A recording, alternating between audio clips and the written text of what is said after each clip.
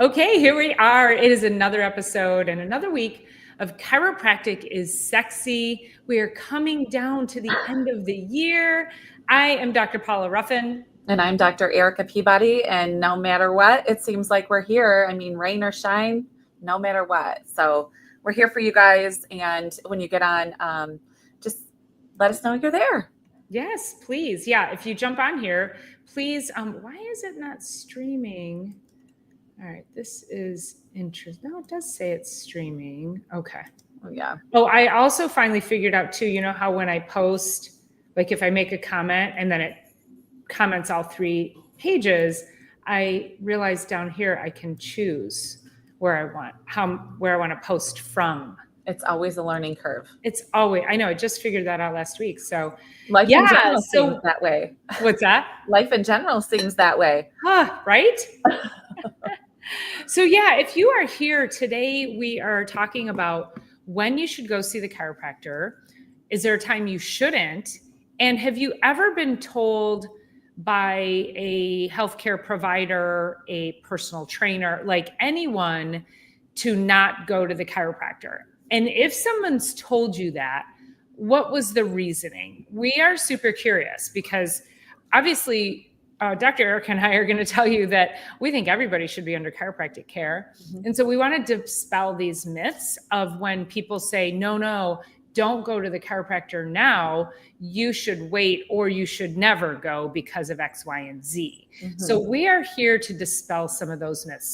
So let us know. Have you ever been told to not, or have you, because of things you've heard, been afraid to come to the chiropractor because of what you've heard? So break it down for us. What kind of questions do you have that we can answer? So this came about because I have a story from actually it was from last Wednesday of last week that I got this message from my office manager, and she said, hey, so-and-so fell down, I think it was a full flight, so 10 to 12 steps, and she doesn't think that she should come in today. And so she said she's super sore. So I do get that part. So she went and got checked out at her MD, at her MD's office. And so she came in to me on Monday and she said, I fell down the stairs. I said, I heard you had a fall. And she said, yes. And she said, I fell down the stairs. I'm like, how'd you do it? How did it happen? Where? And how many steps? And what have you felt like since?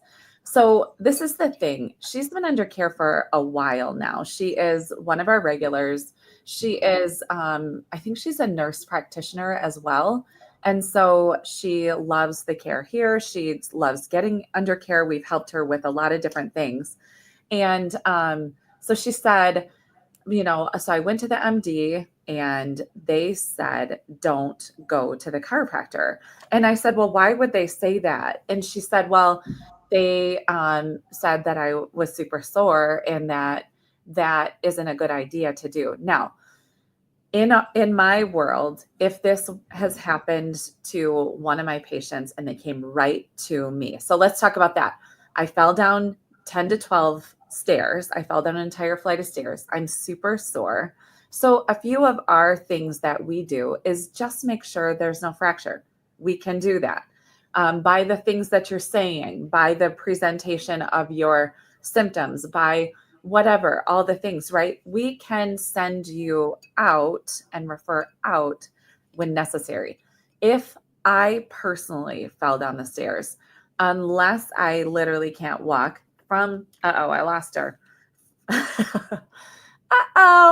So if I was to fall down the stairs personally, I would see my chiropractor first because I know that there's no way for an adult or a child. Oh, she is back.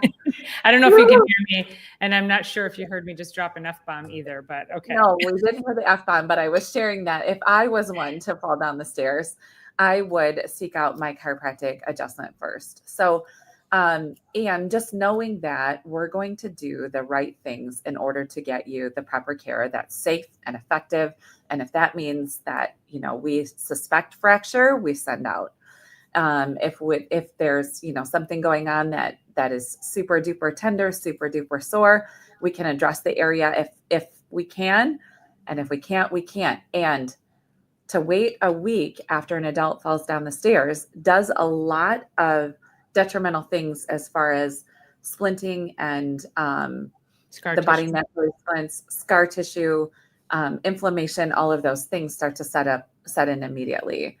So this actually brings me back all the way back to the pediatric care that we do, because infants are children fall I think it's an average of 3,000 times by the age of 2 fall.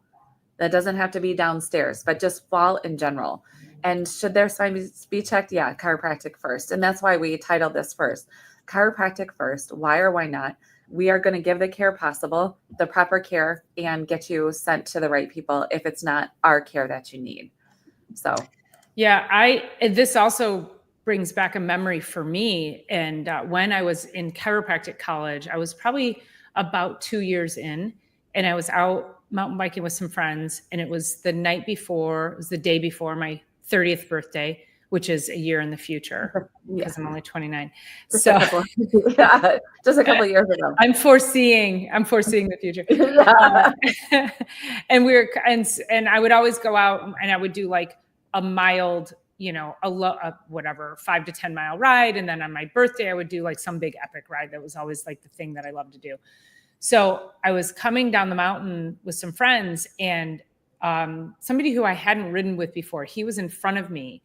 And this particular downhill had these rain ruts, and I always took a particular line, and he was taking a different line. And he was also a really big guy. So, very different centers of gravity. And I started following his back wheel going down the mountain. And all of a sudden I was like, oh, wait, you can't take, that's not the line you want to take. So I tried to jump over to the line I normally take.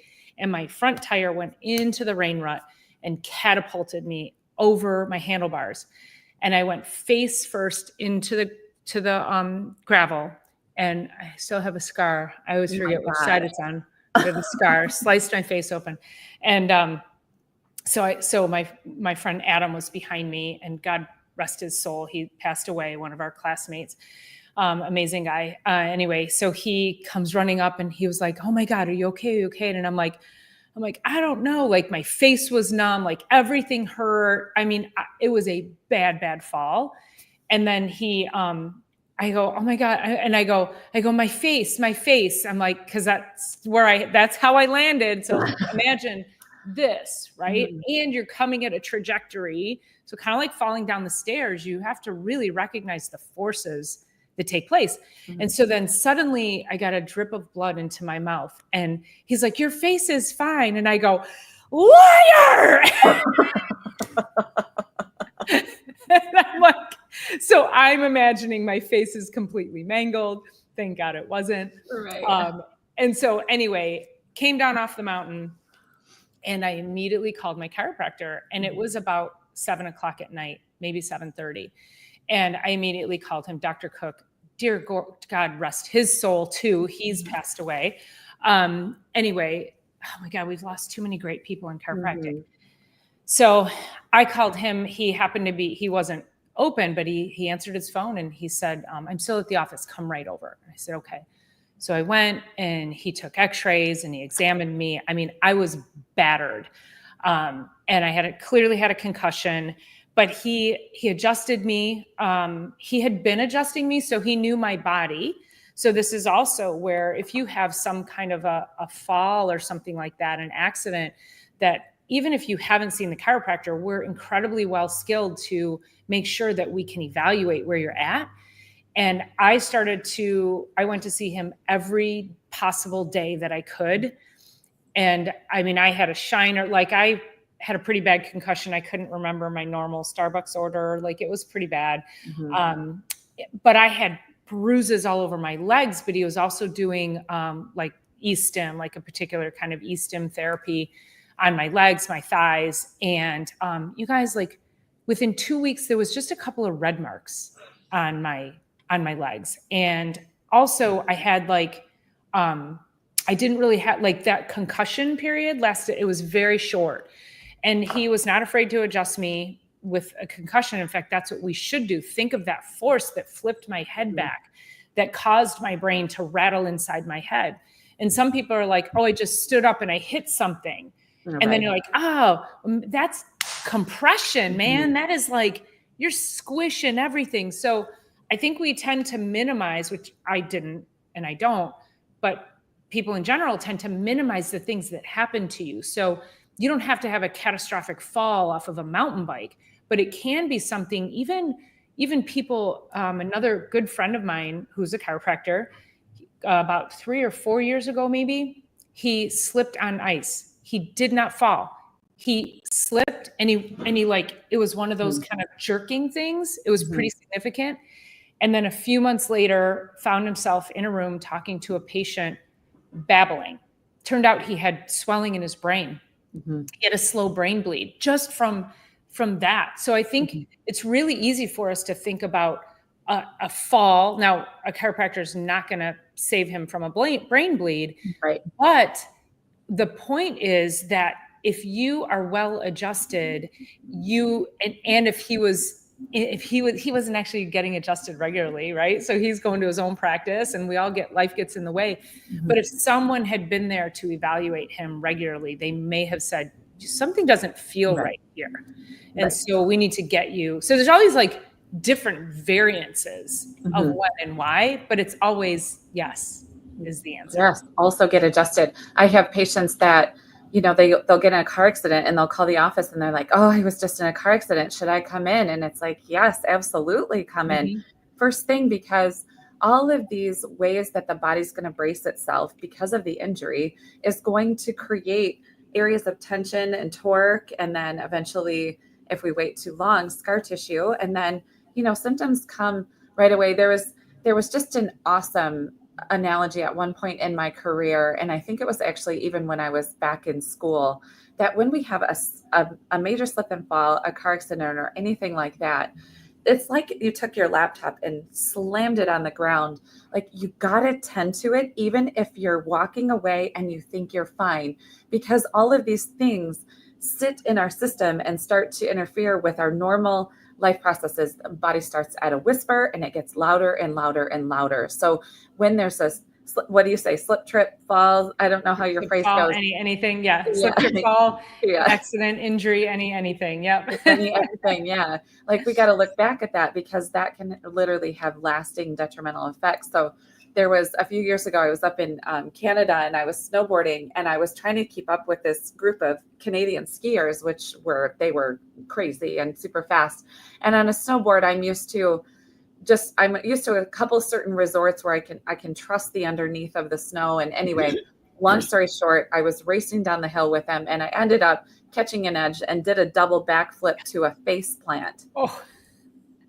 Not a trick that I was skilled in. We do not like the face plants. Unintentional, terrible situation. And I actually got up and I snowboarded away. But later on that evening, I ended up having an ankle sprain or whatever, and actually healed pretty quickly, because, we obviously take super good care of our bodies. But it was like 2 weeks later, I had the worst vertigo ever. So it's not even always that things that you feel during the fall or all of that stuff is what, necessarily the symptoms don't need to come on, but the detrimental effects can be really long-term, and the quicker that you can get to care, the better. In fact, that time I remember driving down to Rochester, so 40-minute drive to see my chiropractor as soon as I got home. And, but I remember going back to her in a couple of weeks, and the vertigo had gotten so bad that she did one prone move on the table, and I somehow, some way jumped up and spun around and slammed myself into the wall at the other side of the room. And I always feel like some of these injuries are sent to us so that we can learn what it feels like to have like a severe vertigo. But anyway, it was quite an experience. But just to know that it was weeks before that, there's other injuries I could call upon over the years, but that was really significant. And it was weeks after the actual injury. So this particular woman that was in, she came in and then she's been back for a second visit. And so the first time I said, why did your MD say that? And then she said, but I'm coming anyway. I'm like, good idea. Like, we'll take care of you properly. And then the second visit after that, which I want to say it was Wednesday, although my week has kind of collapsed on itself. She's like, I feel so much better.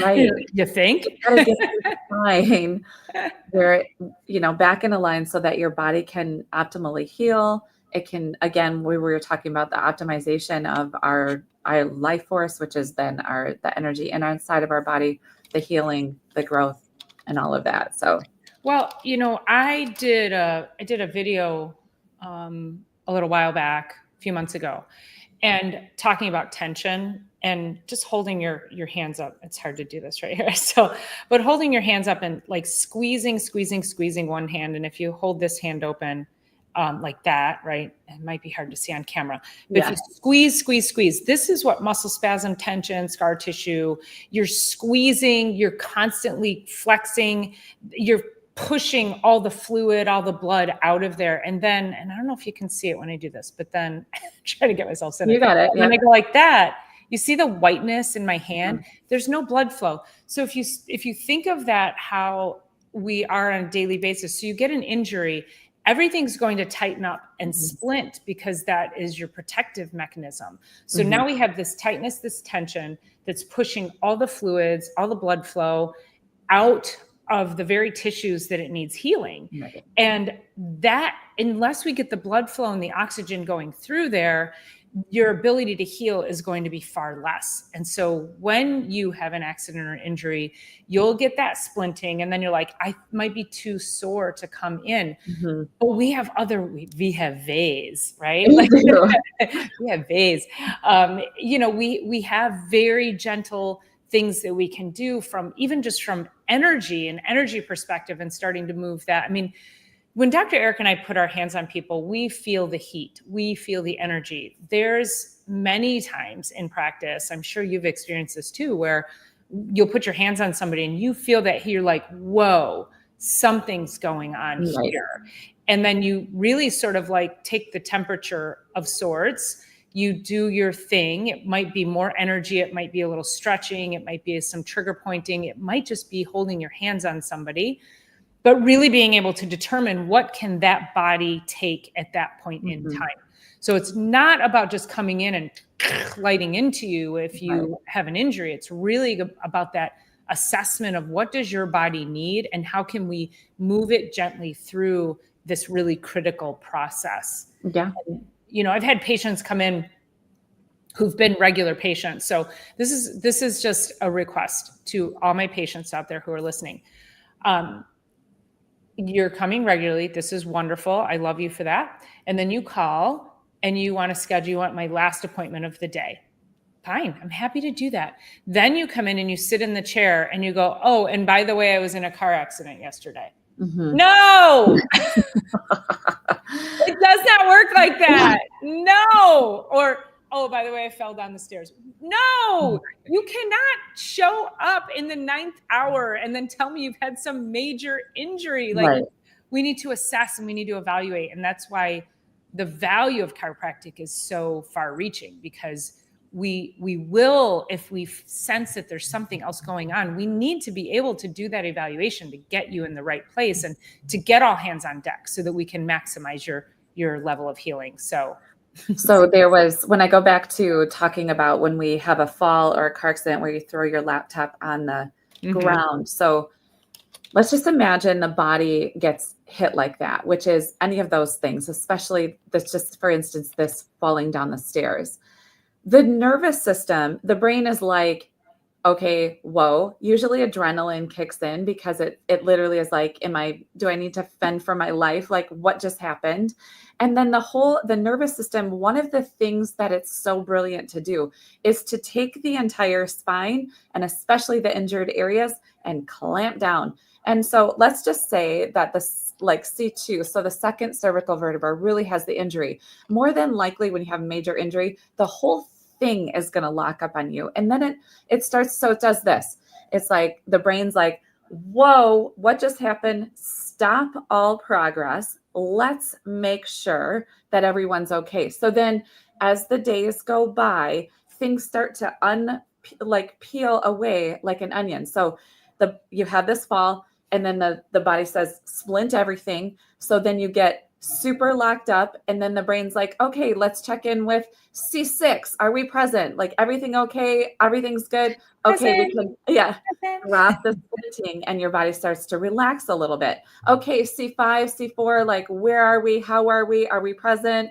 Yes, I'm good. Okay, we can let that splint go. So this is the body's super duper intelligence behind what it's doing when we have an injury like that. This is, again, when we do have that injury, if we are regular patients, then our information superhighway is beginning to optimize the body. So then when we have that setback, it can communicate better, easier, faster, more efficiently, and get you to the healing quicker, because it's not stumped and blocked by some other subluxation or interference going on, or obstruction to that normal, hey, C5, you okay? Well, if there's so much garbage built up over the years, it can't do that as efficiently. So get checked regularly, go through your corrective phase of care, get checked regularly, and then stay checked regularly, because we don't know when these things are going to happen. This particular woman had absolutely no idea, obviously, that was going to happen. And I always turn to my patients in these moments when they say, I did this, I did that. And I say, here's what we know. We are trying to do too much in our lives. We're trying to grab the kids, 5 bags of groceries, check our cell phone texts, and we're not going through our world being mindful. And I have 2 super major injuries. I've never seen anything like this in the office over the last year, but they're trying to do too much. And I turn to them and I say, do you realize how much life could change in one instant? One little instant of not being mindful in our world. And let's just be honest, our world is very distracting. But I had 2 women on 2 different occasions smash their face first on a cement step in their garage because they were loading too much. And they come in, their teeth are knocked out, smashed right through the center of their face. And they're like, can you help? And I'm like, yes. Okay. Super glad that you knocked yourself completely out. ER visit, 100%. Right. So, and now that you're okay, you just have this serious, had to get a bunch of teeth replaced. And she actually was just in yesterday. She is probably she's probably early to mid 70s. I should look really quick, but she now has serious neck injuries. Mm-hmm. The other one was carrying a box, and she fell down one of those the stairs that are like for a hotel, where they're like cement stairs with a metal railing. Yeah. And she smashed right in the center of her forehead, double black eyes that went on. It took 5 weeks for her face to even begin to resemble. She was fine, but the trauma, and then that kind of thing follows us for life, including Dr. Paula's face plant off of the mountain bike, including my double back flip to a face plant, and all of the rest of life, right? 3,000 times at the age of 2. So chiropractic, well, emergency room for a couple of these cases, but chiropractic, if it's something like, and get to the emergency room to make sure that everything is intact, right? Mm-hmm. But I'll also say, how many times, which I don't have an answer to this question, but I'll tell you, I've lost track of how many times I've had patients actually go to the ER because something happened, and then they come to me. I still will take my own x-rays, or they'll bring me their x-rays, and that's okay. But most of the time it's not the correct x-rays that I need. But then many times we have to re-x-ray, and we'll find a fracture. Mm-hmm. We'll find, something that it's like, oh shoot, this is not good. I had a patient one time was getting Christmas stuff out of her attic, and she fell through the attic. Not all the way, but she fell and slammed and landed on her pelvis. Thank God she didn't come through. She came through the ceiling, but not to the garage floor, right? So she was stopped by one of the beams. Ugh. So she came in, and just the way, and she's actually also a friend of mine, and she's really type A. And so I think she super downplayed it. And so, and I, even though I was asking her all the questions, I was like, okay. And I didn't feel the need to take an x-ray at the time. So we continued on, increased her frequency. She started to feel better. She was walking a lot better. So it seemed like your garden variety sort of bruise, sprain. And then she comes in one day, and this is maybe about 4 months later, and she comes in and she's literally like, just has this kind of wobble, hobble. And I go, you are really struggling. She goes, yeah, that kind of just started. And she was coming like every 2 weeks. Mm-hmm. So there was this gap in time. Mm-hmm. And she's like, yeah, I don't really know why it's so bad. And I go, so I immediately sent her in the x-ray room. She had a collapsed femoral head. What that means is that she fractured her femur. And this woman was walking around on a fractured femur for 4 months before. Like, she was getting through it. She was like, she was fine. Mm-hmm. And she looked fine until there was like the alarms finally went off that day when she walked in. I'm like, wait, mm-hmm. we're no longer making progress. This is bad. And mm-hmm. I immediately sent her off to the orthopedic surgeon. Yeah. Like, that's, Yeah. So you're safe to come in. We're not going to rack and crack you or whatever you think without it being totally appropriate. So I have this guy, he's been under care weekly for probably 12 years. He's actually my painter, and he's currently painting my house, which, thank you so much, Jim. There's the section in my house I'm getting painted finally. And anyway, so he was painting my building. This is around the 4th of July. So he did like the 1st, 2nd, and 3rd, and I took that whole week off. He was off the 4th. He went mountain biking on the 5th, and then he had a fall, and he also fractured his hip, fractured his pelvis, and he walked his bike out. He was like, well, that didn't feel so great. Walked his bike out, drove himself home, got home the middle of the night. So it was like 2 a.m. and the pain just got like nauseating. He's vomiting. He went to the ER, and he had to have his entire hip replaced. Now he's probably mid to upper 50s right now. His entire hip replaced. And he was back in the office on Wednesday, the following Wednesday, to make sure that his spine is aligned along while he's healing. And he said to me, because he's in Wednesday mornings at 7:30, 8 o'clock, or 8:30 at the latest, every Wednesday, religiously.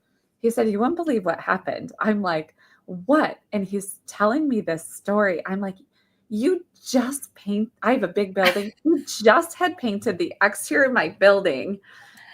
4th of July, 5th of July had the fracture. That night went right into surgery on, I think it was a Saturday, honestly. I don't remember exactly. Went right into surgery. Sunday, he's Monday, Tuesday, Wednesday, back in. And I'm like, but now he knows it's like that surgery will forever change him. He's an avid skier. He's still mountain biking. He's still doing all the things, but he's doing it because of that, religiously showing up to make sure that his spine is moving along with his life, and that his spine moves like it should, so that the information superhighway can be optimized for life and living and health and healing. He would not have been in to see you or made that level of recovery if he wasn't already under care, if he didn't have a balanced nervous system. And, this is what we talk about all the time, where it's like, your life is going to happen. Mm-hmm. We just want your ability to get back to life if something happens. We just want you to be able to heal as quickly as possible so that it doesn't get as bad as it possibly could be. And, there are people out there who it takes a long time. Mm-hmm. And, we also see this a lot where, especially if you're somebody that comes in and you've got a lot of arthritis, whether it's your neck or your back, wherever, which is not a normal part of aging. It is a normal part of lifing. Mm-hmm. So, many people, everybody has arthritis to some degree. It's just a matter of where and what you did in your life and how it got there, like where are the unbalanced places in your body and your spine. And the whole process of getting back to balance is, if you are not in balance and you have narrow disc spaces and you have arthritis, you don't have a whole lot of room for error. Right. So you could have the exact same injury as somebody else, but maybe they don't have as much arthritis, or they don't have as much tension or scar tissue in their body, and they're probably going to recover a lot faster than you. And again, everybody's very different, but take two people of the same age who've had similar life experiences, and one's been getting adjusted and the other one hasn't. Mhm. The one who is getting adjusted has more mobility, they have better function of their nervous system, and they have a greater capacity for healing. Mm-hmm. So we don't want to say everybody some, don't want to like put that upon anybody that you're going to get injured, but should something happen, this is just going to help to maximize your ability to do so. And if you're not sure if you should or you shouldn't see a chiropractor when something happens, you call us and you have a conversation, just like Dr. Erica's patient fell down the stairs, isn't sure if she should come in.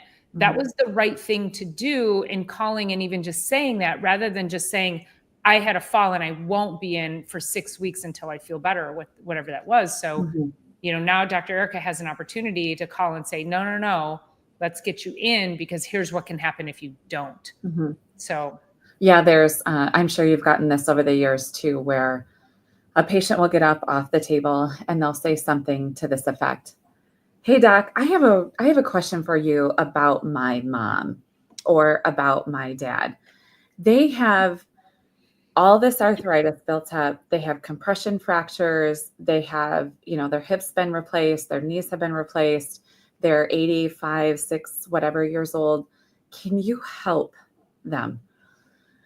What do you think about that? What can I do? They're under so much pain and all of that. So when we talk about things like that, it's like, okay, I wish that when I started 20 years ago, this particular person would have already been under care. That's why we're here talking to you every week, because it's like, once things are so far down the path, there's a time and place for medicine. Always, we never speak against that. Can I help this person? We can bring them in, and I need to assess them, and I need to figure out if that's possible to help. And what we can do is make sure that their nervous system, in a super gentle adjustment or whatever their body can manage. That's the beautiful art about chiropractic, is that all this pain, all this discomfort, all this arthritis, all this whatever, like, let's work way ahead of that. But then also we can do the best we can to help the brain work better with communicating with the body, but also just to stimulate it in a way that that helps quality of life and the optimization, because everybody's optimization of their body is different, compared, just depending on what you've been through. And so, yeah, and I know you've had those too, where it's like, hey doc, I've just been wondering, like, I've gotten so much help here. Like, do you think there's any, blah, blah, blah. And you're never too far. You're never too far. There's always something to help your brain and body communicate better. And that is ultimately, yes, we help with pain. Yes, we help with discomfort, but brain to body optimization of communication is really the magic that's that. So, yeah. Yeah. I whenever people ask me this question, I tell them, let me tell you a story. And my mom, and I think I've told this story here as well at some point in time, but my mom was in the local senior theater group, and there was a woman in her group at the time who was much older than my mom at the time. I think she was like 92, and they sing and they dance, they do this wonderful performance, and this woman lived for this. Like, this is what she did, was perform in the theater. And she started to get back pain and sciatic pain so horrifically that she couldn't even just sit in a chair on the stage and learn the songs. Like, she was home, she was trying to recover, and she wanted to get back. And so my mom was like, do you think you can help her? And I was like, I don't know, but send her in. So she comes in, I take x-rays, train wreck, like absolute train wreck of a spine, arthritis, compression fractures. When we can see through bones on an x-ray, you have severe osteoporosis. We don't know if that's, biochemical. We're not exactly sure. Was that due to an injury? Are these pathologic? Like, there's so much going on with her. And I just said, okay, let's do this. And I said, I remember in school, my radiology teacher said, just remember though, whatever you see on the x-ray, you are treating the patient, not the x-ray. And that stuck with me, because I've also had many people over the years come to me and they're like, I went to this other chiropractor. They saw my x-rays and said they couldn't help me. And I'm like, I don't even understand what that means, because even if I said to you, I need you to drink 2 extra glasses of water in a day, that is going to provide you benefit. Mm-hmm. So within 3 weeks, she was back on stage and she was singing, she was dancing, she was able to perform in the finale. And it didn't take much. She'd never been under chiropractic care before. And here she was, 92 years old, in dire straits. And if I had looked at her x-ray, I could have easily said, there's nothing I can do to help. Mm-hmm. But I did gentle stretching. I only used the activator on her, which is, completely non-force. I didn't even use a drop piece. So there are ways that we can help maximize or optimize, I should say, the nervous system, even in the face of something that looks that catastrophic. Mm-hmm. Yeah, it's interesting. I remember it was, I think one of my very first, so I wanted to say one of the first 5 patients when I was in student clinic. And he came in and I think it wasn't somebody that I went out and sought out. I think it was maybe like a walk-in or something. And in student clinic for chiropractic college, we have a floor doc, like this open floor plan. And then people are at different tables. Well, they're in rooms, but all the doors are open. And our floor doctors, our oversights would come by and they'd have to watch part of the like physical exam, the neuro exam, all these things. So we had to do, I think it was like 3 visits with a patient before we could actually start adjusting them, because they wanted us to go through, thorough physical examination, thorough x-rays, doing thorough like just all the things, right? And so this guy on his when he was finally getting adjusted, because the intention that I brought was as a helper, I'm going to help this guy. I'm brand new to this. I'm a brand new, like, inspired intern to make things happen, right? And this guy, before I even started adjusting him on the 4th visit, he says, I'm already feeling better. I'd done nothing adjustment wise, but it's the movement, it's the motion. So when you say that you helped this patient with a completely disheveled spine, that's the beautiful art of chiropractic, is that there's a lot of different ways. And with the physical exam and the neurological exam that I was doing and all the other stuff that was required of the startup for student clinic, he's like, I'm already feeling better. So it's that has stuck with me right from the start. I was wanting to help. I did help. We did start adjusting. It helped even more, just getting his body back on track. But the simple, like, showing up and, like you said, treating the patient, not the x-ray, and treating this patient, not his physical exam, not his neurological exam, not his height, weight, whatever, like just caring for the patient, listening to them, and then starting to move the body and just the touch itself. So then we went beyond that and got some great results beyond that. But I was so blown away by, I'm already feeling better. We haven't even done anything. He just starting to get tended to. It's super powerful. Well, and that's why there's all these variations of what we can do. And so much of it, I just go back to energy. And that's the art piece, is that if we're intentional with our touch, then that alone can shift the energy in another body, another being. And when people hold tension, and we've talked about holding the traumas in our tissues, when you have someone with the intention of healing and helping you, place their hands on you, the intention of that energy alone can help to move whatever negativity you have going on in your body through it. And that's the beauty of it. And yeah, you're right. It's like, how many people have I just done a physical exam on, and then they're like, I feel better already. I'm like, because you're touching, you're like, and you're paying attention, and you're offering people hope, and you're offering a solution. So I think just in that respect, you start to change their neurology, and they're thinking, I'm in the right place. I'm getting answers. I feel well cared for. They start to have these very positive messages that go through their brain based on how we're just caring for them in our evaluation. And that is very powerful as well. Yeah. Yeah, we do. Unfortunately, I think, as we said, chiropractic first, but unfortunately, we do sometimes end up being people's last ditch effort. Mhm. And they've been through a rigmarole and a whole gamut of providers that are too busy to listen, or are don't have, something that would help them, or they're just like you said, it's the hope, it's offering a listening ear, figuring out what the story that got them into your doors, and then figuring out how to help them, and then also co-manage properly with the proper person. So chiropractic first, this is why. And it's like, it's the reason why we want to come on here. So we don't get to say 45 minutes worth of the magic that happens in our office. We don't get to say that in our office. And so just wanted to creative redundancy. I love that name, by the way. I know. Thank you for being here, and and Homestead.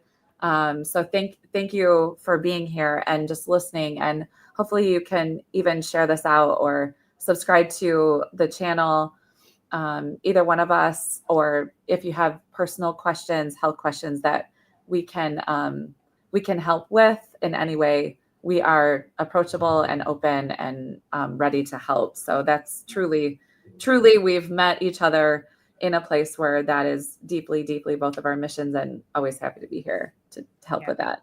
Yeah. Yeah. Thank you so much. And keep an eye out. So Dr. Eric and I will be meeting in the next couple of weeks to determine our 2025 plan, which means a new channel launch. So it's coming soon. It's coming soon. If We've been saying this for a year, but now we're like, what's that? I said we've been saying this for a year, but now we're like, what? We really we just got this start. Well, we just got this started and started riffing, and now here we are over a year later. It's so great. Yeah, it's like one woman shows when it comes to this. So so keep an eye out. Let me drop my email here. If you want us to put you on our list for the launch, then just shoot an email over to me there, and I'll make sure that we send an email out with our new channel. It's called Chiropractic is Sexy. I already have the channel. I started building it out, and so we just need to get in there and start. We're gonna take some of these videos and load them over onto that channel, and then it's gonna be our 2025 plan. So that's it. Awesome. All right, you guys, thank you so much for your engagement. We appreciate you being here. Again, as Dr. Erica requested, please share this out. Make sure you hit the thumbs up button, and hopefully we will see you next week at 1:00 every Thursday. And I'll see you Sunday for Sunday Night Live, and Monday for Monday Morning Reset. All right, you guys, thanks so much. Have an amazing day. See you soon.